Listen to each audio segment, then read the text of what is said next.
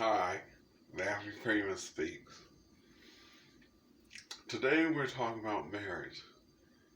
The thing I see that the key to marriage is remembering your first love, your first impression of the person that you're in love with, which gave you the, which, which made you say yes to them and say that they're the one for you. And yes, it's important to deal with the money issues, but don't let them overwhelm you and make you say things that you regret. This is the 21st century, and both the spouses can work together and build themselves out of poverty. That's what I saw with my own parents. That working together and remembering that each of us need each other, that we're equal, that one's not greater than the other, one's not better than the other, and just because one is the leader doesn't mean the other can't be a leader too. And it's the idea that are we should be comfortable with following each other, comfortable with taking each other advice, comfortable with telling our secrets, comfortable with telling who we are and what we're about, and letting them know our feelings without being afraid. And then being able to take a rebuke or chastisement when we're wrong, being able to say we're wrong, being able to ask for forgiveness, being able to be forgiven. And easily forgiveness is a sign of love. If you keep holding grudges and regret and keep attacking each other, then that's not love. That's just fighting. And fighting is not the key to a successful marriage. Whoever wins the fight is the greatest. This is not a boxing. This is not a sport. Love is not a game. Love is a way of life. It's a way of living. It's a way of waking up in the morning feeling okay, and when you lie down feeling at peace. It's not being disturbed or being abused night and day. You gotta recognize that love is comforting. Love is gentle. Love is self-control. Love is you always hope for your spouse to be better. You always trust that they're gonna love you and treat you with respect. You always care, showing your affection and showing that you are that you want the best for each other. And that's what children do too. It's supposed to bring you together. They're not supposed to separate and divide you, but bring you together, make you understand that you are one. No one's better than another. No one's smarter than another. That you both are equal in this marriage.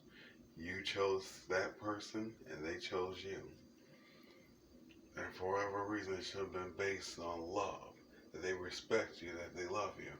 And every time you have your anniversary, you are reminded of your first impression. That you were overwhelmed by either something they did or some way that they looked that reminded you of why you love them and why you care for them. That they blew your mind when you saw that you wanted them and that you wanted to keep them and you wanted to be their equal.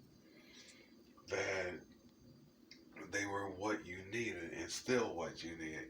Anniversary is a reminder, and that's why I suggest being poetic. And being poetic is just telling your feelings, telling what's on your mind, and saying uh, and being and showing the love in your heart uh, towards that person, showing them that you love them and that they mean so much to you, and that you care about them, care about them enough to write and tell them how you feel about them.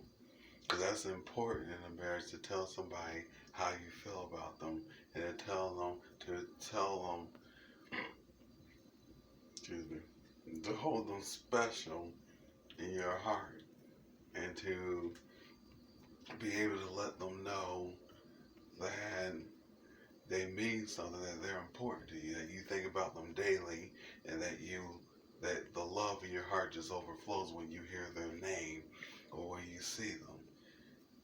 That you're doing everything. Well, they're not. I suggest not to say that they are God or goddess, but to say that the they're the person you love the most. That you care about them the most, that you feel about them the most. I said, and let them really see that by even doing something special for them, by showing them their favorite food, or taking them to their favorite place on their birthdays, and showering them with kisses and doing special things for them. Everybody know what special things are.